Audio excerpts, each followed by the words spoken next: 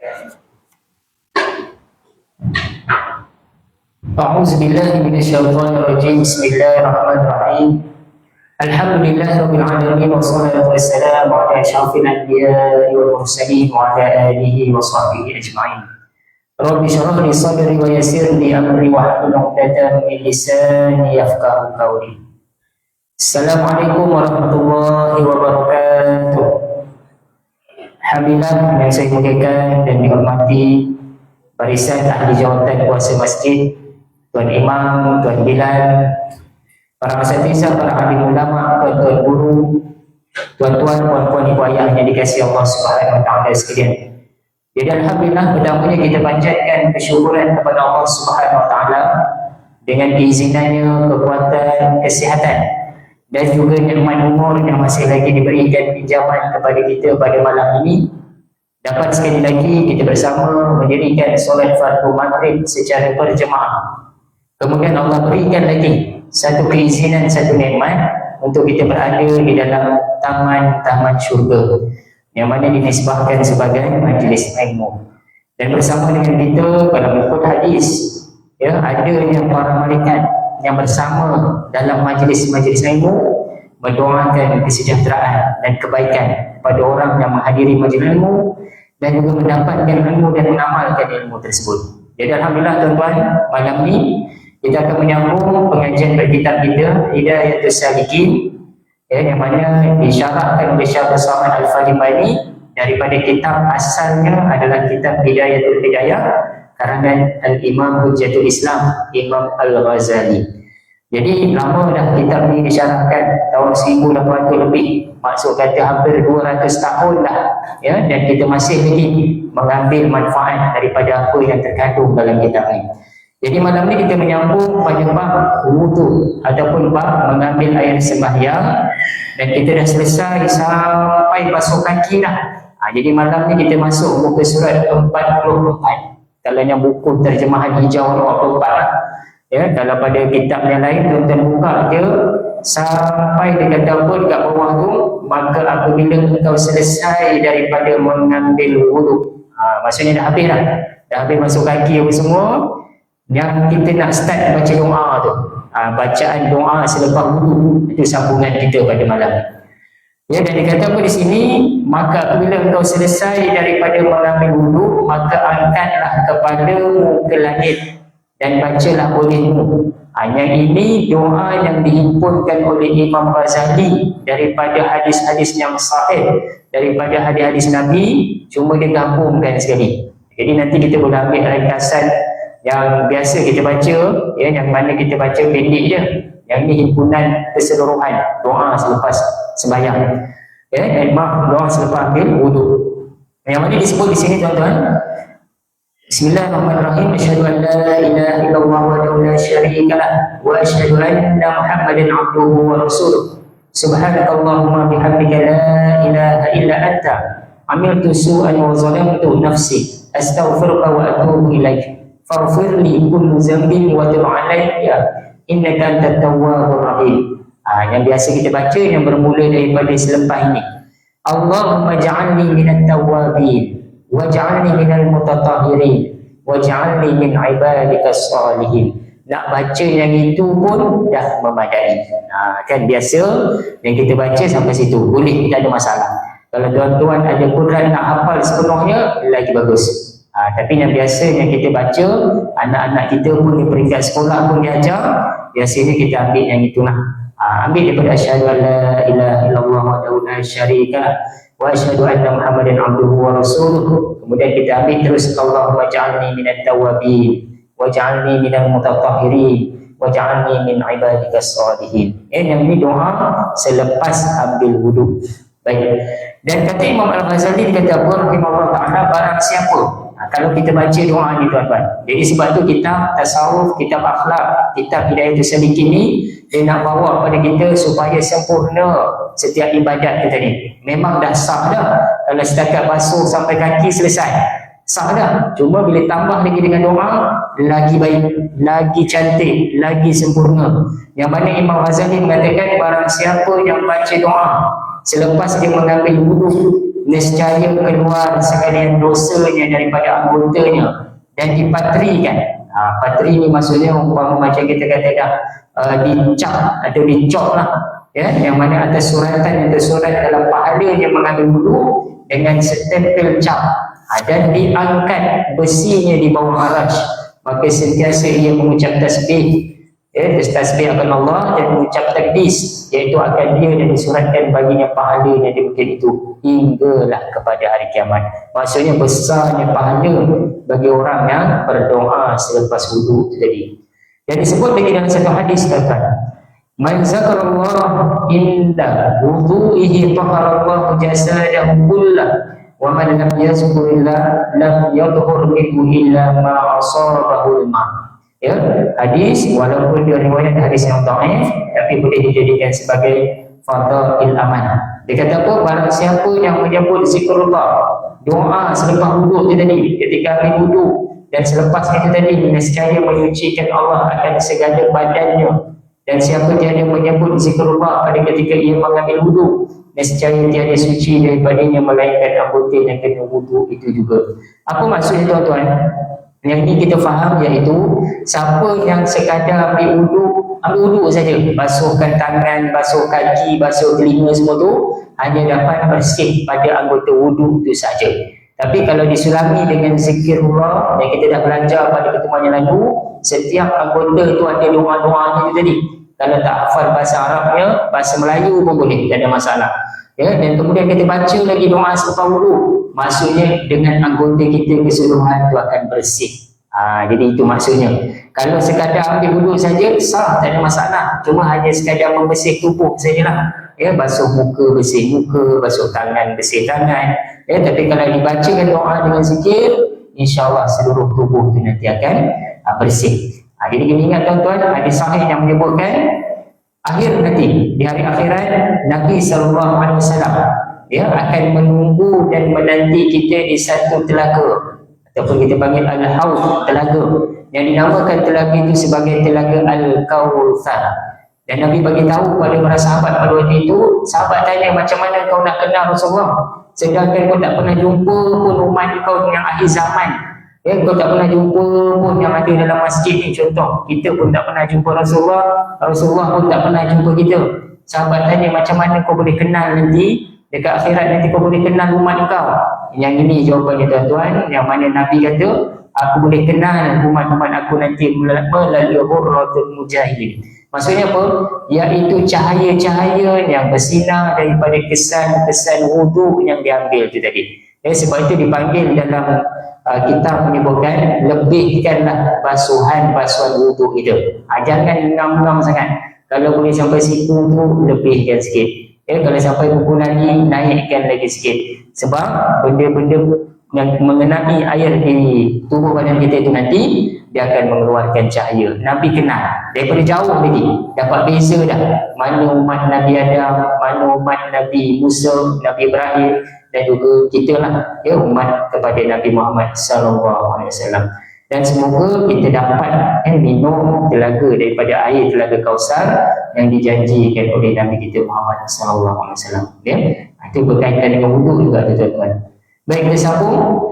Kita dah selesai dah hari itu tengok bahagian-bahagian wuduk. Kita masuk pula yang seterusnya adalah makruh dalam wuduk. Makruh ni maksudnya apa? Perbuatan yang tak cantik lah, tak baik. Ya, walaupun kita kata sah wuduk kita, tapi dia jadi menyebabkan tak berapa sempurna, tak berapa cantik itu tadi. Sebab itu makruh. Dia kalau kita melazimi buat makruh, takut-takut boleh jatuh kepada perkara yang haram, takut-takut boleh tergelincir kepada perkara yang tak sah. Jadi sebab itu mengelak daripada melakukan perkara yang makruh adalah satu perbuatan yang baik. Jadi kena tinggalkan makruh ni, ya, yang ditegak, yang dibenci, ya, oleh Allah SWT. Baik, apa dia perkara yang makruh ketika ambil wuduk? Rasanya tuan-tuan dan puan-puan pun biasa tengok ni. Yang pertama dia kata apa? Memercikkan air daripada kedua tangannya. Percik, dia sekadar percik ni. Kadang-kadang orang kata nak ambil air tu tadi, cukup sekadar dia kata memercik-mercikkan saja.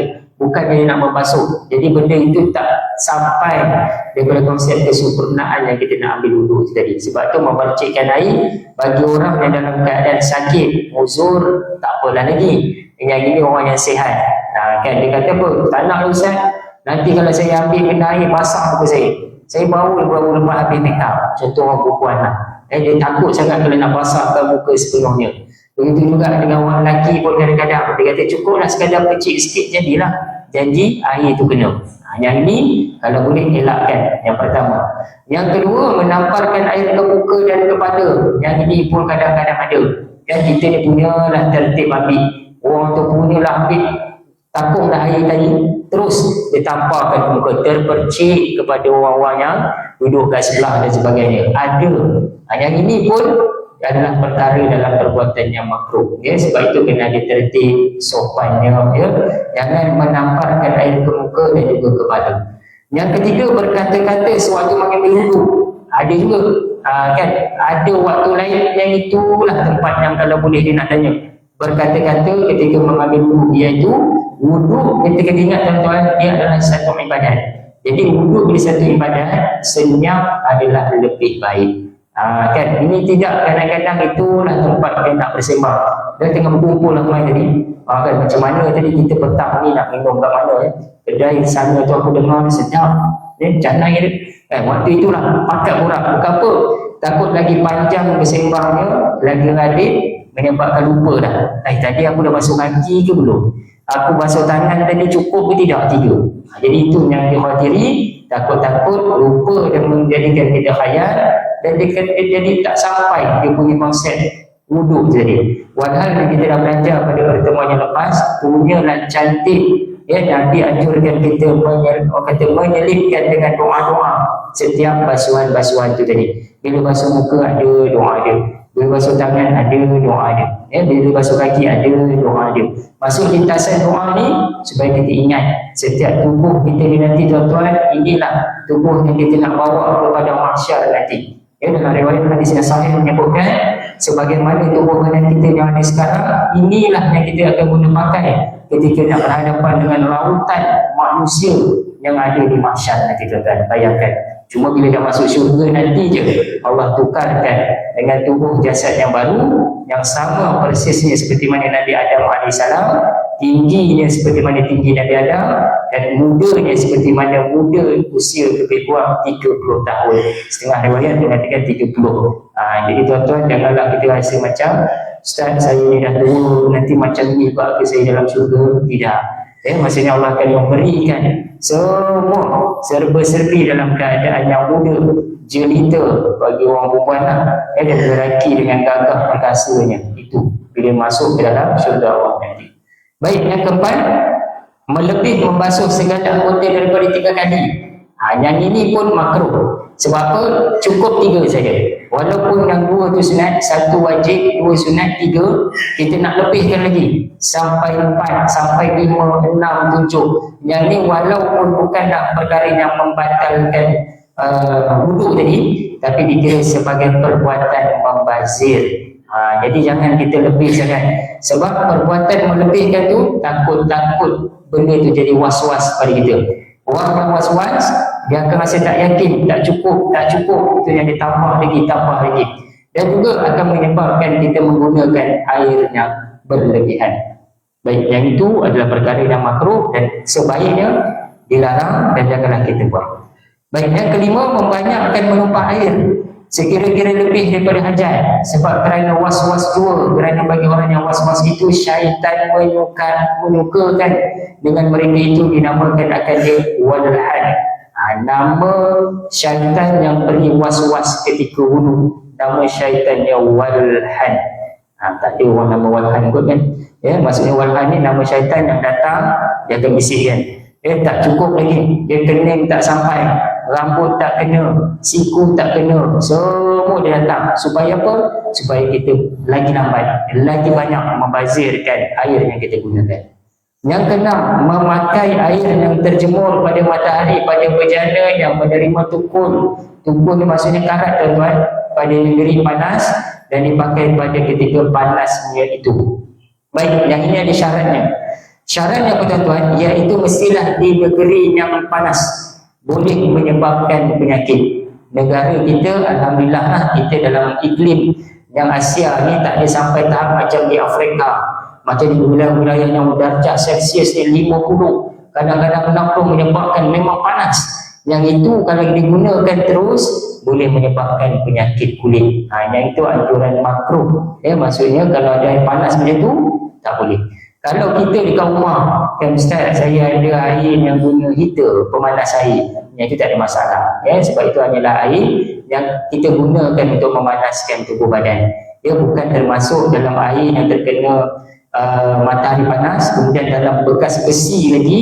Yang itu yang boleh menyebabkan karat dan boleh menyebabkan penyakit kulit. Yang itu baru hukumnya makruh.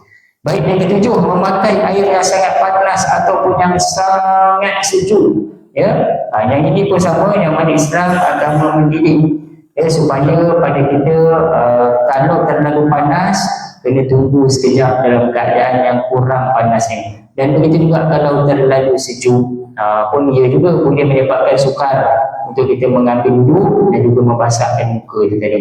Kita tengoklah sedang-sedang tuan-tuan, itu yang ketujuh. Dan ketahuilah olehmu bahawasanya sekalian yang tersebut di dalam wuduk itu ada di dalamnya yang fardu dan ada yang di dalamnya sunat. Sebab tu tuan-tuan, hikmah kita ambil wuduk ni, setiap anggota itu apa yang kita dapat, seperti mana yang kita dah belajar pada pertemuan yang lepas. Lintaskanlah dalam hati kita bila basuh muka, ya Allah, berikanlah dengan wajah ini nanti yang akan dekat dengan kau. Bila basuh dengan tangan kanan, lintaskan dalam hati, dengan tangan inilah yang akan ambil buku amalanku nanti. Bila basuh tangan kiri, ya Allah, elakkanlah aku ambil buku amalan aku daripada tangan kiri. Jadi semua tu tak apa, lintaskan dalam bahasa Melayu pun tak ada masalah. Yang penting kita mendekatkan diri kita kepada Allah. Baik, seterusnya kita masuk fardu yang wajib. Rukun wuduk itu ada 6 perkara. Yang ini tempat wuduk kita dah bahaskan pada pertemuan yang lalu. Ini dibagi sepintas lalu je tuan-tuan. Yang pertama dia kata apa? Mestilah niat. Nawaitu raf'al hadas ataupun nawaitu wudu'a lillahi ta'ala, ataupun Ustaz saya tak boleh bahasa Arab, bahasa Melayu pun tak apa, sahaja aku mengambil wudu kerana Allah Ta'ala. Cuma pastikan tempat niat itu letaknya di hati. Lafaz tu yang kita baca tu, nawaitu tu, yang itu nak bagi kita masuk ke dalam hati kita lah, lintas. Sambil baca, sambil lintaskan dalam hati. Kemudian ataupun baca juga boleh gunakan yang lain. Nawaitu rafa'al hadas li istibahat as-solat, sahaja aku mengangkat hadas kerana mengharuskan aku untuk mendirikan solat. Kenapa kena niat? Niat membezakan adat dan ibadat. Kalau tak ada niat, dia basuh juga muka Ustaz, boleh ke? Dia tak akan jadi wuduk kalau dia tak ada niat. Dia hanya akan sekadar basuh muka je lah. Sebab tu niat tu penting. Niat membezakan antara adat dan juga ibadat. Kalau ibadat, dia mesti ada niat. Nawaitu wudu'a lillahi ta'ala. Tahu tak yang dia angkat itu adalah wuduk. Tapi basuh muka, basuh tangan senyap, niat pun tak ada. Dan itu akan hanya sekadar menjadi basuhan biasa, basuhan muka macam biasa. Atau barang sebagainya dan tempat niat itu disertakan dengan permulaan daripada membasuh muka seperti mana yang telah pun terdahulu disebutnya itu.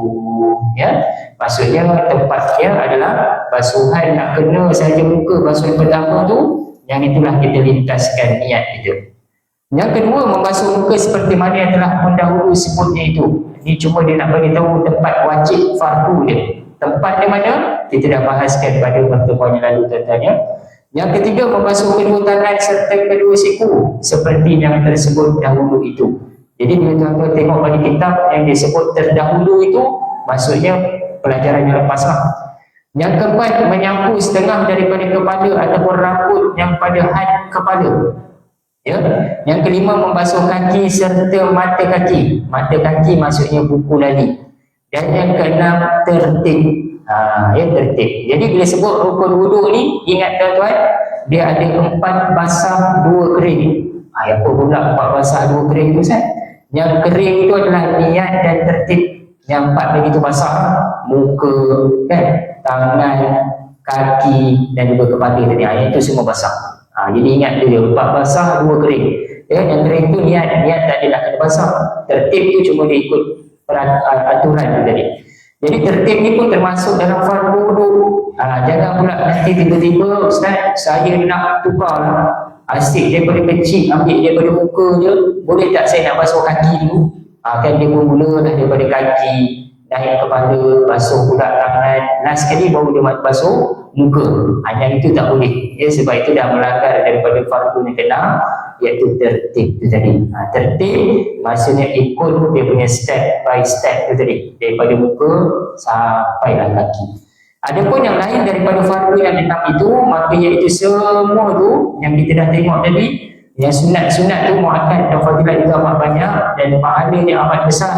Yang meninggalkan akan dia amat rugi, dan jika ada cedera yang fardu itu nescaya menyempurnakan akan dia oleh segala yang sunat. Wallahu a'lam. Cedera di sini maksudnya adalah kalaulah ada benda fardu tu yang terkurang, jadi yang sunat itulah yang akan boleh menutup kesempurnaan bagi anggota wudu kita tadi, tuan-tuan. Dapat ya? Itu yang kita dapat bahaskan dalam bab wudu. Jadi kita sambung lagi malam ni fasal ketiga pula. Fasal ketiga ni pun tak banyak dia punya bahas, tapi kita boleh tengoklah sebagai paduan kita. Baik, jadi fasal yang ketiga ini selesai ambil wudu, tuan-tuan. Pada pada orang yang seterusnya lah, yang ini pun biasa. Normalnya manusia biasanya kita akan hadapi perkara-perkara yang menyebabkan kita wajib kena mandi. Jadi mungkin sekarang umur kita dah mungkin 50, 60 ya. Jadi kita semak balik. Kot lah. Ya, ada benda yang rupanya terkurang, ada benda yang rupanya kita tak masuk kan dalam perkara-perkara berkaitan dengan mandi wajib. Baik, fasal yang ketiga pada menyatakan adab mandi junub. Apa adab dia? Bila sebut mandi junub, maksudnya mandi wajib lah. Ya, mandi yang mewajibkan kita kena mandi. Supaya apa, tuan-tuan? Sebab kalau kita dalam keadaan berjunub, dah tentu ada 3 perkara utama yang kita tak boleh nak buat, iaitu solat. Dah tentu tak boleh solat. Yang kemudian apa? Baca Quran dan juga masuk masjid. Jadi nak membolehkan kita solat, nak membolehkan kita baca Quran, nak masuk masjid, kena mandi wajib tadi. Jadi maka apabila engkau kedatangan janabah daripada mimpi, ini dia bagi bentuk-bentuk yang boleh datang wajib tadi. Janabah daripada mimpi maksudnya tengah tidur tiba-tiba keluar air mani, orang lelaki. Ya, kalau keluar waktu bulan Ramadan, dia tak membatalkan puasa, tapi kena wajib mandi, kena wajib. Yang mimpi ya. Baik, tapi kalau bukan bulan puasa, dia kena juga kata mandi juga wajib. Mandi wajib maksudnya mandi junub janabah tu tadi. Ataupun tuan-tuan jima'. Jima' ni bersetubuh lah ya, antara suami dan isteri. Ataupun haid, wanita yang kedatangan haid. Ataupun nifas, ataupun wiladah sebab melahirkan anak, sama ada anak tu lahir hidup ke tak hidup ke, ataupun tak ada keluar darah sekalipun, sebab wiladah saja wajib dia mandi. Maka apa yang kita kena buat? Maka ambillah olehmu berjana air kepada tempat mandi. Kena ingat, yang ini kitab yang disyarahkan tahun 1800 dulu. Dulu tak ada lagi air paip macam rumah kita. Tak ada lagi air yang kita buka, ada sejuk, ada panas. Jadi walaupun tak ada, tuan-tuan, kita kena ambil juga, ambillah kepada nisbahnya pada zaman kita sekarang. Kita gunalah baldi ke, ya, ataupun kalau guna shower, sekarang dah ada shower kan, guna je shower, pilih air pun boleh, tak ada masalah untuk kita mandi wajib. Dan basuhlah olehmu akan kedua tanganmu 3 kali. Disusun tertib, tuan-tuan. Maksudnya jangan masuk-masuk ruang mandi. Kalau ikut adabnya, kalau kita nak ikut betul-betul sungguh-sungguh, beginilah caranya. Iaitu basuh dulu tangan 3 kali. Sebab boleh jadi tangan kita kotor, ada pegang benda-benda makanan, ada pegang kotor-kotoran, jadi bersihkan dulu. Hilangkan olehmu cemar-cemar yang ada di atas badanmu. Kot ada cat, kadang-kadang ada cat, kadang-kadang ada minyak. Siapa yang kerja bengkel contohnya penuh dengan tangan minyak kan, jadi bersihkan dulu benda-benda tu. Kemudian dah selesai bersih, belum mandi lagi ni, baru bersihkan. Kemudian ambillah wudu seperti cara yang dahulu itu yang kita dah belajar tu. Okey, ambil wudu dulu serta doa. Maka bila selesai kau daripada mengambil wuduk itu, maka tuangkanlah olehmu akan air itu ke atas kepalamu. Jadi bermulanya mandi wajib itu tuan-tuan, ingat, niatnya bermula daripada sentuhan air yang pertama di atas kepala kita. Jadi siapa yang pakai shower, start masukkan kepala tu, niat dia terus lintaskan dalam hati. Ya, ataupun siapa yang pakai air kolam, air bekas besin dan sebagainya, jadi tuangkan air yang pertama, lintaskan dalam hati. Yang mana niat ini pun ada disertakan di sini tuan-tuan. Berniat mengangkat janabah atau barang sebagainya seperti kau kata, nawaitu raf'al janabah. Okey, lain doa ada, nawaitu raf'al hadasil akbari, boleh. Tak boleh bahasa Arab Ustaz, baca Melayu, bahasa Melayu pun tak apa. Sahaja aku mengangkat hadas besar kerana Allah Ta'ala, boleh. Jadi niat mandi wajib, ya, ataupun niat nak mengangkat hadas besar tadi. Sahaja aku mengangkat janabah.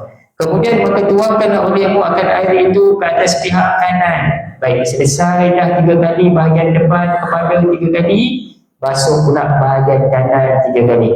Jadi kemudian ke atas pihak yang kiri pun 3 kali juga. Jadi bukan setakat alirkan air tuan-tuan, mestilah gosok. Sebab tu kita mandi, dia tak boleh sekadar jirus saja. Cukuplah Ustaz, saya jirus je. Dia tak kena, sebab mandi wajib dia mesti kena pastikan seluruh tubuh badan kita kena dengan air diratakan tadi.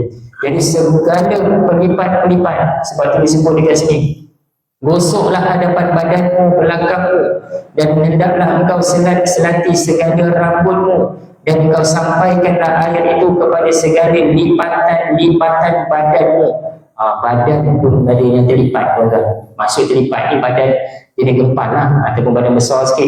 Kadang-kadang dia belah-belah perut, belah-belah perut dan sebagainya. Dan dia kata apa lagi? Dan segala tempat-tempat tumbuh rambutmu sama ada jarang ataupun tebal, dan peliharalah olehmu daripada engkau menyentuh zakarmu pada ketika mandi. Zakar maksudnya kemaluan lah, baik kepada lelaki maupun kepada perempuan. Kemudian daripada mengambil wuduk itu, maka jika tersentuh tanganmu akan zakarmu itu, maka kembalilah engkau mengambil wuduk. Yang ini sunat tuan-tuan. Ada yang kadang-kadang dia confuse, Ustaz, apa itu memang kena wajib ambil wuduk ni? Wuduk ni satu amalan sunat lah sebelum kita mandi wajib tadi, supaya lepas saja kita dah selesai tadi, jadi tak perlu dah nak mengambil wuduk, dah bolehlah solat macam biasa. Ada yang kata tak ambil wuduk sah juga ke? Sah, tak ada masalah. Boleh. Semuanya tuan-tuan, yang ni adab. Maksudnya kalau kita ambil wuduk dulu sebelum ambil air mandi wajib, yang itu panduan yang paling baik lah. Tapi ada yang kata tak ambil wuduk terus mandi, lepas pada itu sempurnakan lagi dengan ambil wuduk. Sebab apa? Sebab waktu kita dah mandi wajib tadi, kita dah pegang kemaluan sebagainya.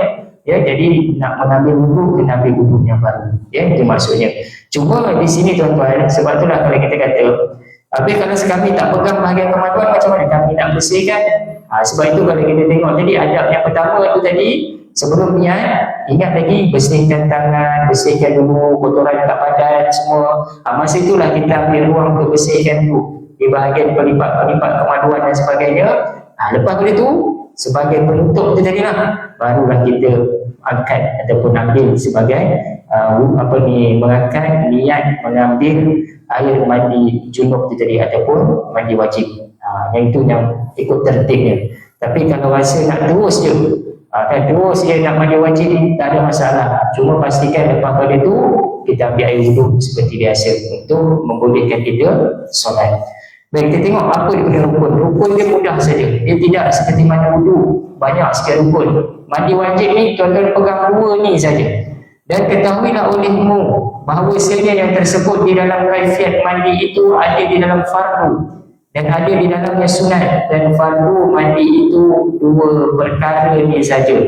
Yang lain yang saya sebutkan tadi, yang basuh tangan dulu, bersihkan dulu dekat lipat dan sebagainya, yang itu sunat sebelum kita mengangkat niat tadi.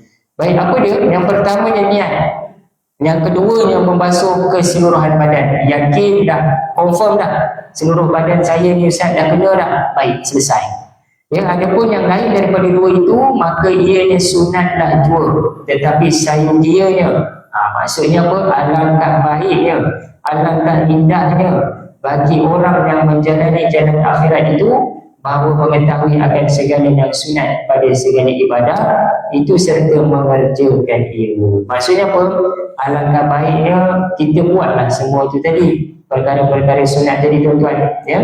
Maksudnya kita bersihkan dulu tangan, kemudian kita buang dulu kotoran, ambil wuduk sebelum mandi wajib, ya. Lepas pada mandi wajib tu tutup, selesai.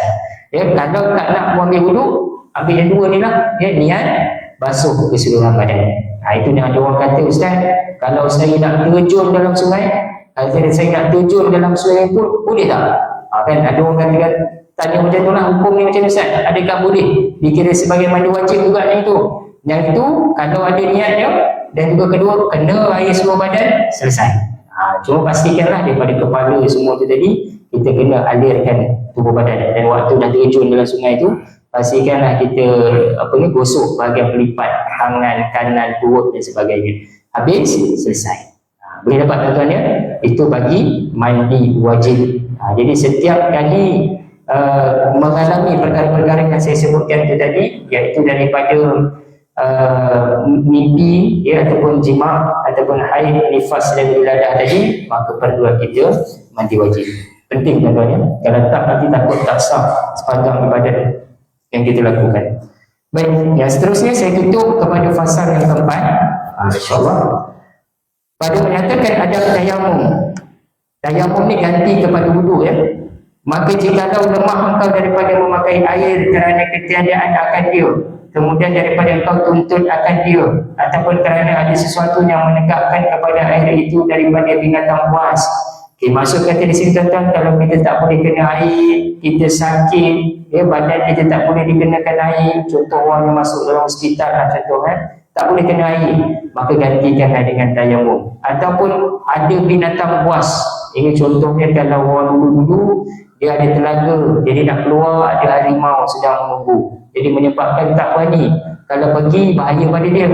Yang ini boleh ganti dengan tayamum. Ataupun ada orang yang nak mengejar akan engkau, orang jahat lah ni, ya. Ataupun ada air hadir tetapi engkau berkehendak kepadanya kerana dahagamu atau dahaga tauranmu, air tu ngam-ngam cukup untuk kita minum je, ataupun kawan kita minum dengan kita minum, kalau kita buat juga untuk wuduk, habis perjalanan kita nanti akan mudarat. Ini bagi orang yang dalam perjalanan yang jauh, ya. Ataupun kata apa lagi,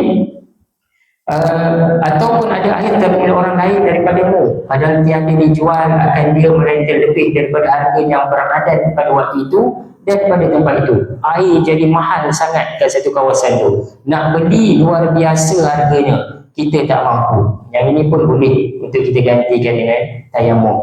Atau bagimu luka atau penyakit yang kau takut binasa akan dirimu, atau takut binasa sesuatu daripada anggotamu, ya, sepatutnya yang inilah yang menyebabkan kita tak boleh nak ambil wuduk macam biasa, maka boleh kita tukar dengan tayamum.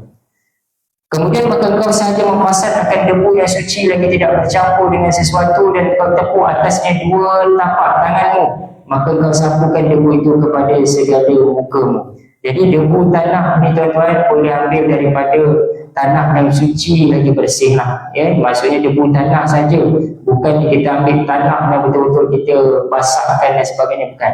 Cukup syarat dia, tak perlulah nak kata kening tak kena debu, telinga belum kena debu lagi, tak ada, dia syarat dia menggantikan kepada wuduk tersebut, ya. Cukup kita kenakan ke permukaan debu tadi, tepuk sekali, angkat dan kenakan kepada muka kita. Dan waktu nak kena itulah, ya tuan-tuan, baca terus niatnya, yang mana nawaitu tayammum li istibahatis salatil fardhu, sahaja aku tayamum kerana mengharuskan solat yang fardu. Ataupun nak bahasa Melayu, sahaja aku mengambil tayamum kerana Allah Ta'ala, ataupun sahaja aku mengambil tayamum menggantikan wuduk kerana Allah Ta'ala, boleh, tak ada masalah. Dan alhamdulillah kalau di negara kita ni jarang-jarang lah, rasanya ada juga sampai sekarang saya pun tak pernah lagi bertayamum. Sebab apa?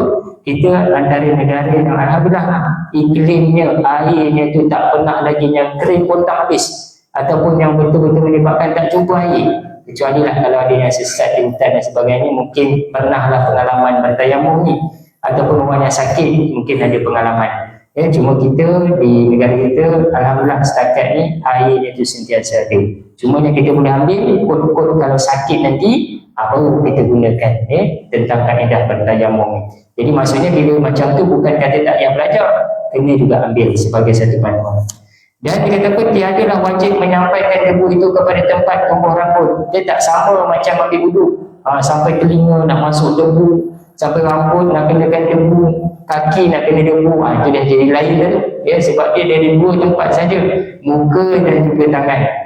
Dan dikatakan di sini sama ada jarang ataupun tebal, kemudian maka tanggalkanlah cincinmu jikalau ada pada tanganmu itu cincin, maka tepuk olehmu akan tapak tangan yang kedua ke atas debu, serta engkau jarangkan segala jarimu dan sapu olehmu akan kedua tanganmu serta kedua sikumu.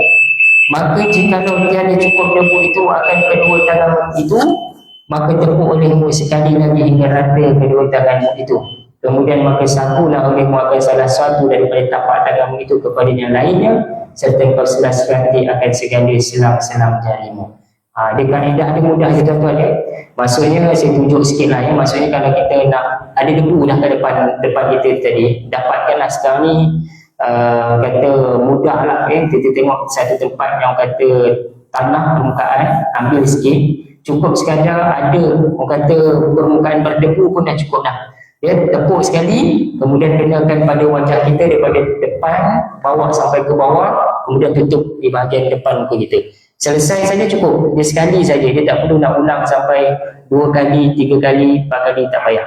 Kemudian selesai, tepuk lagi kali yang kedua, kemudian pastikan sunatnya adalah nipiskan. Jangan tebal-tebal macam tu, nipiskan dulu. Jadi dua-dua tangannya ada kegunaannya. Yang kiri akan ratakan yang sebelah kanan, yang kanan ni tadi debu ni akan membasuh ataupun meratakan tangan yang kiri. Bagaimana cara dia tuan-tuan? Ambil yang belah kiri ni tadi, ambil daripada hujung tangan kita, bawa sampai ke belakang, kemudian pusing, dan kemudian kita habiskan dekat ibu jari ni tadi. Sebab apa? Sebab yang bahagian sini tadi kita dah kenakan. Dah habis, yang tapak tangan yang tangan kanan, buat pula yang dekat tangan sebelah kiri. Mula daripada hujung tangan kita ni, bawa tarik ke belakang, pusingkan, dah pusing, kenakan dekat ibu jari ni tadi. Habiskan dekat ibu jari, selesai. Begitu sahaja cara bertayamum. Sangat orang kata insya-Allah lah kalau kita dalam keadaan yang darurat nanti boleh digunakan, tak ada masalah. Hantarkan dalam panduan dalam kaedahnya KKM, Kementerian Kesihatan pun dia ada keluarkan buku panduan bagi orang yang sakit. Kalau langsung dah tak ada debu pun boleh menggunakan butter. Butter yang merah tu. Yang itu pun tak apa. Walaupun tengok Ustaz tak ada pun debu situ, boleh, tak ada masalah. Sebab ada daripada sudut hukumnya, pegang saja butter tu tadi, tuan-tuan, sebagai ganti kepada debu tadi pun boleh. Letakkan kepada bahagian muka dan kenakan juga kepada, ambil lagi sekali, kenakan kepada bahagian tangan kanan dan juga tangan kiri. Jadi debu ni bukan kata di sini mesti kena pastikan macam orang ambil bedak tu, kena putih macam bedak tu Ustaz, penuh muka dengan debu. Tak, dia sebagai syarat je ganti kepada wuduk tu tadi. Begitu juga dengan tangan kanan dan tangan kiri. Tak adalah sampai kulit kita ni putih sebab kan nak kenakan debu tu nak biar sampai hitam tadi. Tak, satu hal pula nak membasuhnya tadi, air dah tak ada. Sebab tu kita gantikan kepada wuduk tu tadi. Boleh tuan-tuan ya? Baik, jadi tayamum ni tuan-tuan ada hukum sikit, saya tutup sikit. Satu tayamum, cuma dekat sini dia bagi tahu penjelasan hukum. Dan kau solatlah dengan tayamum itu satu fardu saja, dan barang yang engkau kehendaki daripada segala sunat. Maka jika engkau kehendakikan solat fardu yang kedua, maka kau mulailah dengan tayamum yang kedua. Dan tayamum daripada hadas kecil dan daripada hadas besar itu kaifiat yang satu jua. Jadi mudah faham, boleh tulis sikit nota kat situ kalau nak tulis. Satu tayamum untuk satu solat fardu. Dia tak boleh, Ustaz saya tak batal lagi ni, boleh tak saya nak sembahyang isyak pula lepas ni guna tayamum yang tadi? Tak boleh. Yang fardu yang kedua kena ulang lagi sekali. Ini panduan dia. Tapi kalau tuan-tuan nak solat sunat, tak ada masalah.